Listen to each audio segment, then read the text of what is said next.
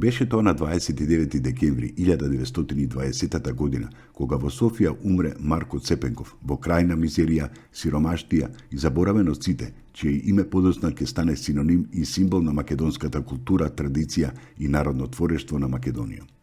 Тој е еден од најголемите собирачи на македонски народни умотворби. Неговото творештво е собрано во 10 книги. На 29 декември 1933 година е роден Стојан Тарапуза, македонски поет. Основното образование го завршил во родното место и во Штип, а потоа учел во Средното техничко училиште и на Висшата педагошка академија во Скопје. Работел како новинар во редакцијата Детска радост, потоа во Наша книга и во Македонското радио. Член е на Друштвото на писателите на Македонија од 1966 година. Стојан Тарапуза пишува поезија за деца и за возрастни. Беше тоа на 29 декември 1941 година, кога е роден Ненад Милосављевиќ, македонски театарски, филмски и телевизиски глумец. Дипломирал на Театарската академија во Белград во 1967 година. Член е на Драмски театар Скопје од 1968 година. Добитник е на наградата за епизодна улога на театарските игри Војдан Чернодрински во Прилеп и добитник е на наградата за најдобра епизодна улога на Стерииното позорје.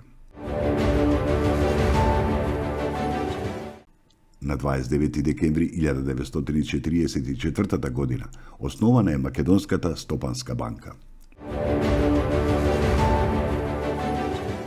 Беше тоа на 29 декември 1992 година, кога долниот дом на холандскиот парламент донел одлука за признавање на Република Македонија.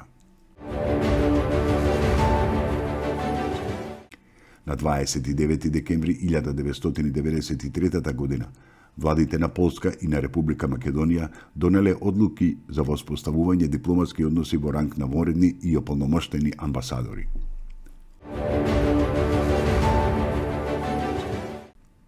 Беше тоа на 29 декември 1993 година, кога Исланд и Република Македонија воспоставиле дипломатски односи.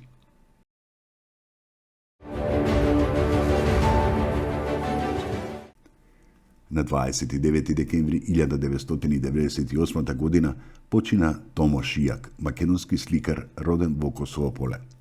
Уште од најрана младост кај него се јавил огромен интерес за ликовното представување на сопствените обсервации. По завршувањето на Средното уметничко училиште во Скопје, студирал ликовна уметност на Академијата за ликовни уметности во Љубљана, а потоа бил на студентски престој во Париз. Самостојно излагал во Скопје, Белград и Ниш. Учествувал на Биеналето во Сао Пауло, Бразил и на Биеналето во Венеција, Италија. Се занимавал со карикатура, илустрација, сценографија, плакат и фотографија.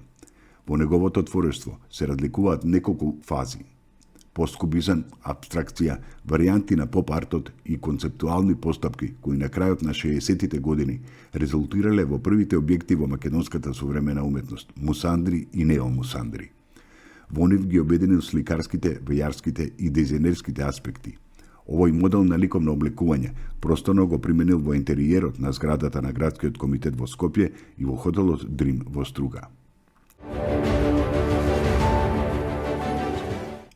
Беше тоа на 29 декември 2000 година, кога председателот на Македонија Борис Трајковски ја посети Југославија.